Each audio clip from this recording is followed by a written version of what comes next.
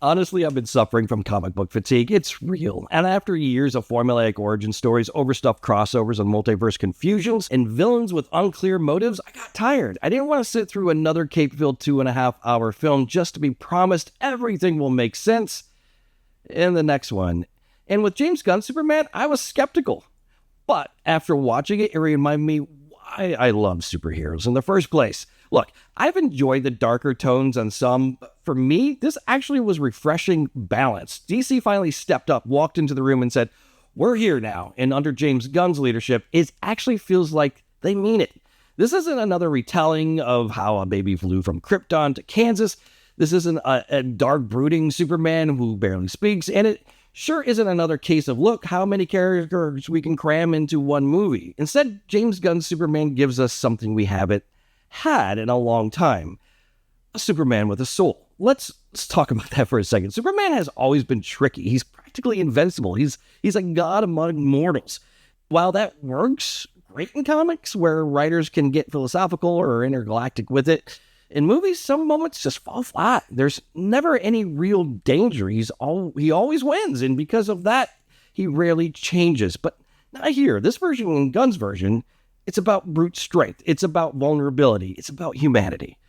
This Superman, played with poise and subtlety by David Corenswet, feels like someone who's just trying to do the right thing while quietly carrying the weight of the world. He asks for help. He falters. He feels real. And that makes him finally interesting again. The movie's comic book DNA is a blend, right? The heart for all seasons, the imagination of the all-star Superman, and the humanity that has been missing from the last few versions. These influences aren't pasted on the surface. They inform. They're emotional core. Gunn doesn't adapt one storyline. He channels the essence of what made those stories last. And I can't ignore Krypto. In fact, I kind of thought Krypto stole the show. Somehow, without much dialogue, this superpowered dog anchors some of the film's most heartfelt moments. His presence brings levity, warmth, and a kind of old-school sincerity. The connection between Clark and Krypto feels honest, like a memory from childhood that suddenly makes sense again. Krypto doesn't exist for laughs, he completes something. And that kind of emotional layering carries across the supporting cast. Green Lantern, Hawkgirl, Mr. Terrific don't hover in Superman's shadow. They show complexity and purpose. Their interactions don't feel set up for spin-offs. They feel like a part of a living world, a world that existed before this movie and will continue afterward. And Lex Luthor, played with cold precision by Nicholas Hoult, stands as a believable counterpart. Not much camp, no chaos, just quiet logic and tightly held resentment. He simply speaks and every word lands. This film works because James Gunn understands emotional rhythm. He brings the same instincts that shaped Guardians of the Galaxy, an ensemble storytelling, tone and management, and character-first pacing. Gunn doesn't rely on fan service or heavy exposition. He gives the story space to breathe. And of course, it's not flawless. Some of the secondary villains feel flat. One or two transitions feel abrupt, and like most modern blockbusters, the second act stretches a bit too long, but those bumps don't derail the experience. The structure holds. It helps that the tone stays consistent. It leans hopeful without feeling corny. It includes darkness without losing focus. It trusts its audience.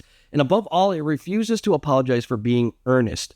And the Dolby Theater experience added to that impact. The sound, the music, the visual clarity, it all fed into something immersive. And I felt that rumble of heat vision. I caught myself smiling at the small moments, not because of spectacle, but because the story found its rhythm again. And I left the theater happy, not confused, not exhausted, not mentally filing away plot threads to revisit the same version, Phase 5, just satisfied. And that kind of simplicity, that kind of joy, it's been missing for a long time. So if you're someone like me, someone who's quietly distanced themselves from the genre, James Gunn's Superman might restore something. Not just faith in a character, but in what superhero films can still offer. Look, I am not for or against any comic book brand, but I can say Marvel films were the standard for years. And recently I noticed the lack of quality in Marvel films. So I'm excited to see what happens with this new line of DC films. If both of these brands produce quality films, it's good for fans, cinema, and movie theaters. And for me, these films are meant to be fun. And I had a lot of fun at this one. So tell me your thoughts. Did you like Superman? Do you like the direction they're going? Do you hate James Gunn? What's this emotion connection that absolutely have to get off your chest, let me know. And I appreciate you going on this film journey with me. And as always, be real. What the hey, dude? I thought you destroyed the whole Superman robots. I thought I told you to keep an eye on him. We feed the canine, but he is unruly. And he realizes we are not flesh and blood and couldn't, in our heart of hearts, care less whether he lives or dies.